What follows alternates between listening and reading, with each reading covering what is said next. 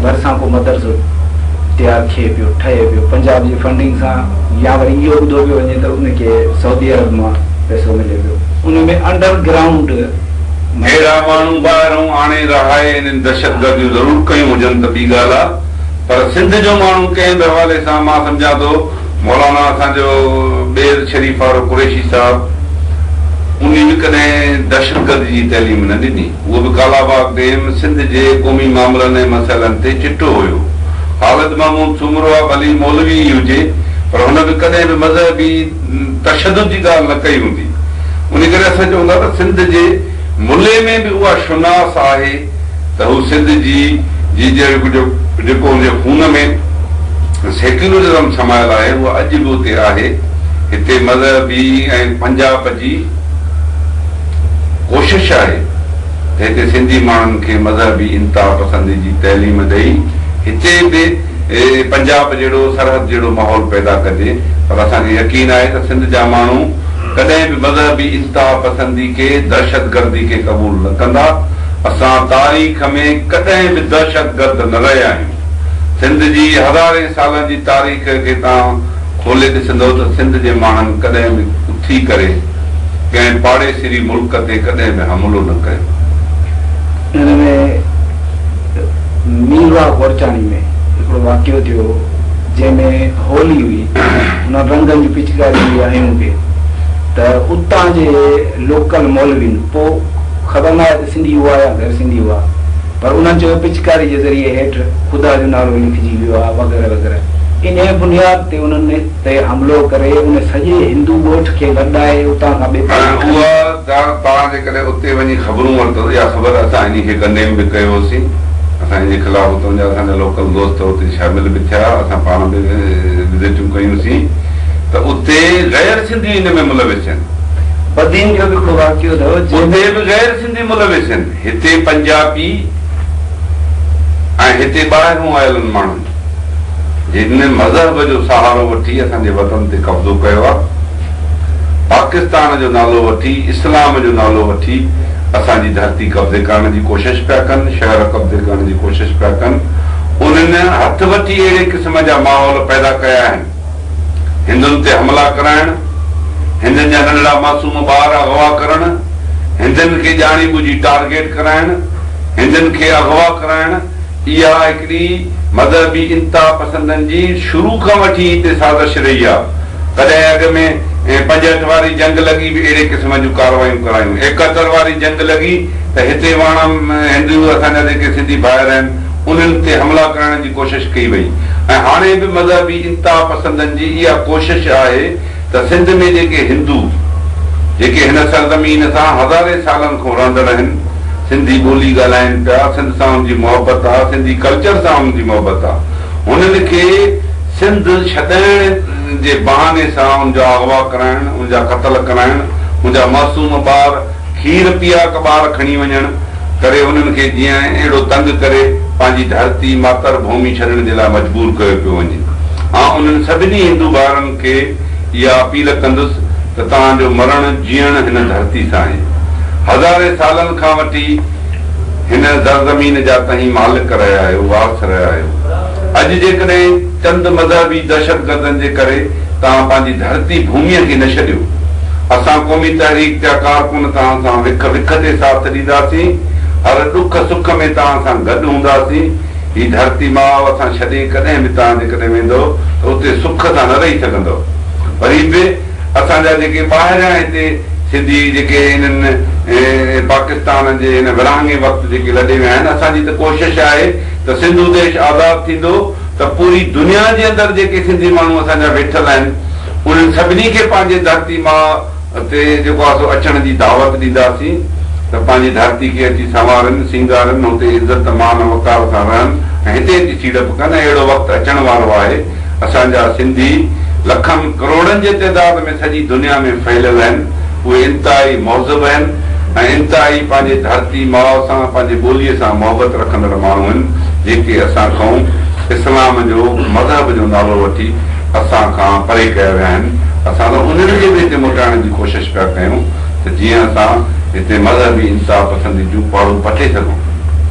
बदीन में भी हिकिड़ो वाक़ियो थियो उनमें हिंदू को मुलविस कोन हो, उन ॿिन्ही पासे मुसलमान हुआ। कंहिं हिकिड़े छोकिरे ते इहो इल्ज़ाम हयो वियो तो को अहिड़ा की घटि वधि जुमिला ॻाल्हाया आहिनि, पोइ उन जूं मुछूं लाहे, ॾाढ़ी लाहे, भिरूं लाहे, कच्छो वारे शहर जे चौक में पाणी विझी वेझारे ॿीहर बाग ते कयो वियो। अहिड़े उमरकोट जे अंदरि या अहिड़े क़िस्म जूं वारदातियूं थियूं बि हूंदियूं त उन्हनि में सिंधियुनि जो हथु न रहियो आहे।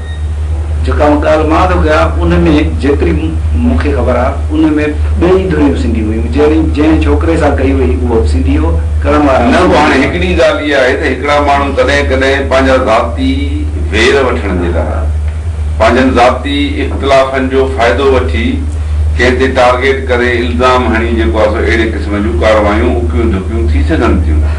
पर सिंधी क़ौम जे मजमूई नफ़्सियात में मज़हबी इंतहा पसंदी आहे ई कोन। जेको आहे मां दावा सां चवां थो, जिस कम में तंज़ीमकारी या थिंक टैंक या प्रचार शोबो उहो एॾे पैमाने ते सरगर्म न आहे जेतिरी तवक़ो रखी थी वञे। छा इहा ॻाल्हि दुरुस्त आहे? दुरुस्त न आहे। जीअं सिंध क़ौमी महाज़ में थिंक टैंक आहे, मुंहिंजो सरबराह साईं मुश्तबा शाह वाश्ती इंतिहाई असांजो अकुलमंद ॾाहो माण्हू आहे। उन सरबराही में थिंक टैंक असां जोड़ी आहे। सिंध जा जेके दानिश्वर अदीब आहिनि उहे उनमें गॾिजाणी बि थियूं आहिनि ऐं असां अनक़रीब कोशिशि कयूं पिया जेके बि सिंध जा जेके ॾाहा माण्हू आहिनि, जिन खे जेके क़ौमी दर्द रखंदड़ माण्हू आहिनि, जेके पढ़िया लिखिया माण्हू आहिनि, उहे असांजी रहनुमाई कनि। छो त सिंध अॼु चइनी तरफ़नि खां मुसीबतनि में घेरजी चुकी आहे।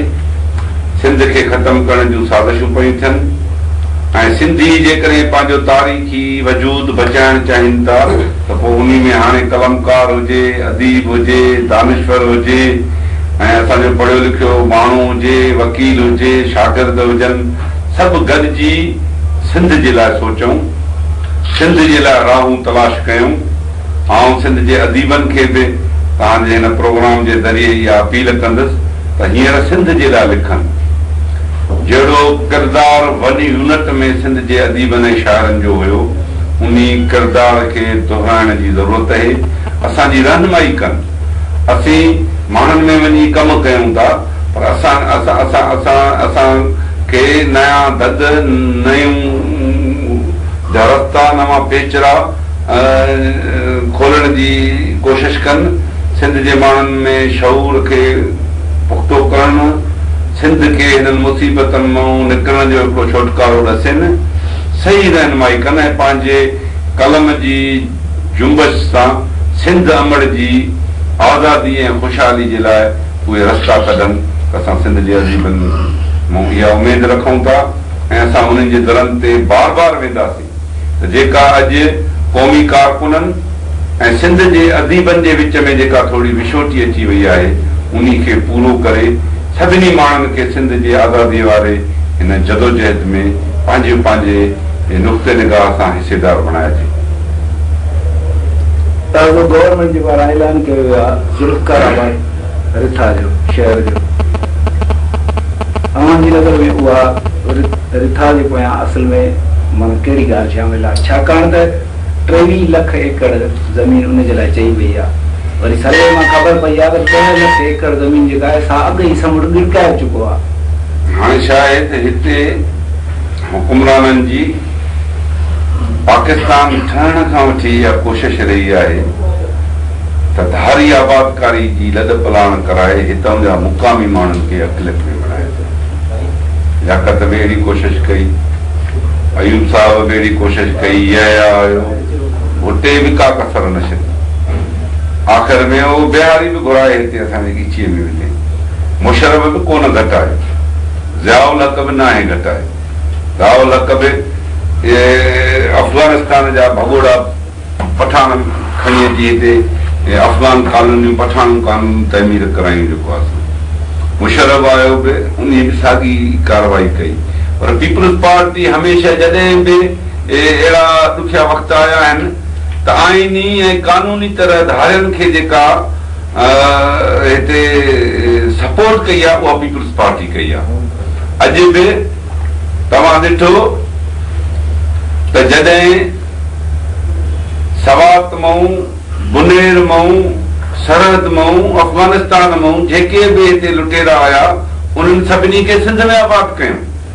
उनजे लाइ हर फैसिलिटी, जॻहूं, प्लाट, गैस, पाणी, मतिलबु उहा का आसाइश न हुई जेका हिननि खे मुहैया न पई कई वञे। असां पंहिंजे अखियुनि सां वञी ॾिठोसीं त जेके हिननि अफ़गाननि जे पठाणनि जे लाइ कैंपूं आयूं, उते इंजीनियर बि वेठल ॾिठासीं, उते वाटर बोर्ड वारा बि वेठल ॾिठासीं, उते गैस वारा बि वेठल ॾिठासीं जेके उनखे फैसिलिटीज़ पिया ॾियनि ऐं उन्हनि जिते उन्हनि खे आबाद पिया कनि उन्हनि जी पसगिरदाई में सभई सिंधी ॻोठ हुआ जेके बिजलीअ खां महरूम। उहे ॻोठ साल 2-5 जा न पर 200 साल, 500 साल, 1000 साल पहिरियां आबाद उहे ॻोठ। उन्हनि वटि न बिजली हुई, न उन्हनि वटि गैस हुई, न उन्हनि वटि रस्तो हुयो। त असांजी पीपल्स पार्टी जी गवर्नमेंट ॿाहिरों आयल माण्हुनि खे उते उन्हनि खेमनि में बि अहिड़े क़िस्म जूं फैसिलिटीज़ मुहैया पई करे। ऐं जॾहिं लखे करोड़े माण्हू ॿोॾ में दरपदर थिया, पाणीअ न ॿोड़ियो, दरिया सिंध खे न ॿोड़ियो, पर हुकुमराननि ऐं पीपल्स पार्टी सिंध खे ॿोड़ियो। टोड़ी बंद हथ सां टोड़ियो, मोनार्की बंद खां ओरियो सुरजानी बंद हथ सां टोड़ियो, ॿिया बंद सभिनी माण्हुनि मुड़सी करे बचाया। हिते छॾे भॼी विया, राति जो फौज वञी बंद टोड़िया जेको आहे सो, जंहिंजे करे माण्हुनि जो सभु कुझु लुड़ी वियो। ॻोठ विया, आबादियूं वयूं, कीमती जानियूं वयूं, माल मता लुड़ी वियो, अनाज लुड़ी वियो, शहरनि जा शहर लुड़ी गरक थी विया।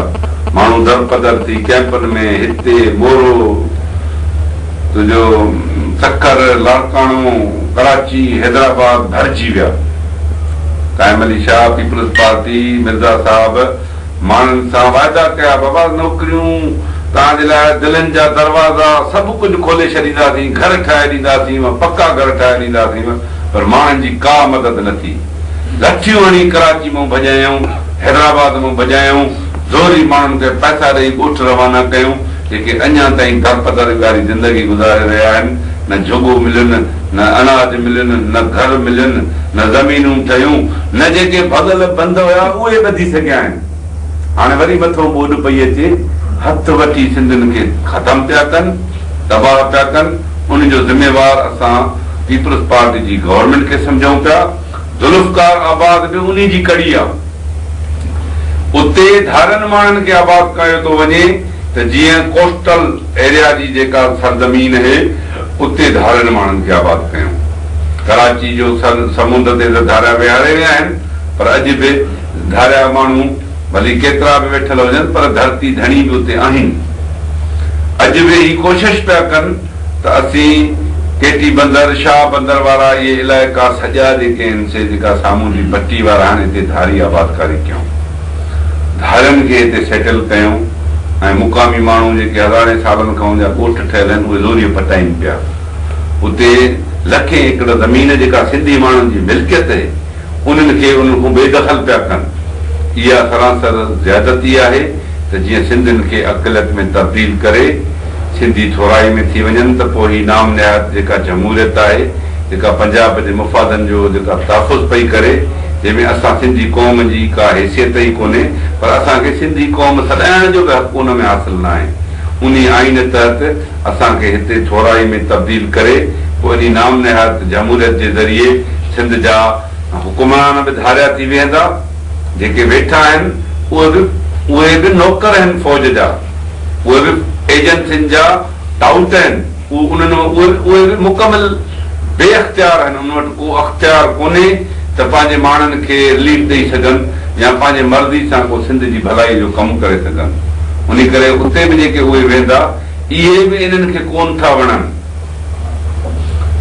ज़रदारी या पीपल्स पार्टी जेका इक़्तिदार में वेठी आहे उहा नौकरी पई करे पंजाबियुनि जी ऐं मोस्ट ओबीडेंट उन्हनि जा माण्हू आहिनि त बाबा हर किने में किनो कमु छातीअ ते हथ हणी करण जे लाइ तयारु आहिनि, पर इक़्तिदार जो असांखे भली बिछड़ो कयो, भली बेइज़तो कयो, भली जेको आहे सो तव्हां टके जो बि न छॾियो उन्हनि खे, पर इक़्तिदार में उहे एॾा ख़ुशि आहिनि जो ख़बर न आहे हू पंहिंजे धरती माउ सां छो अहिड़ी निमक हरामी पिया कनि, छो त चवंदा आहिनि रत दांगीअ ते बि वरंदी आहे। पर हिननि खे इहो सम्झणु खपे त ज़ुल्फ़कार अली भुट्टे जंहिं 73 जहिड़ो आइन ठाहियो, जंहिं 99,000 फ़ौजी हुननि जा आज़ाद कराया, जंहिं एटम बम जो हिननि खे प्लान ॾिनो, जंहिं ख़बर न आहे सॼी दुनिया में इस्लामी मुल्कनि जा पैसा मेड़े अची हिते गॾु कई, ओड़े माण्हू खे हिननि पाण मारियो।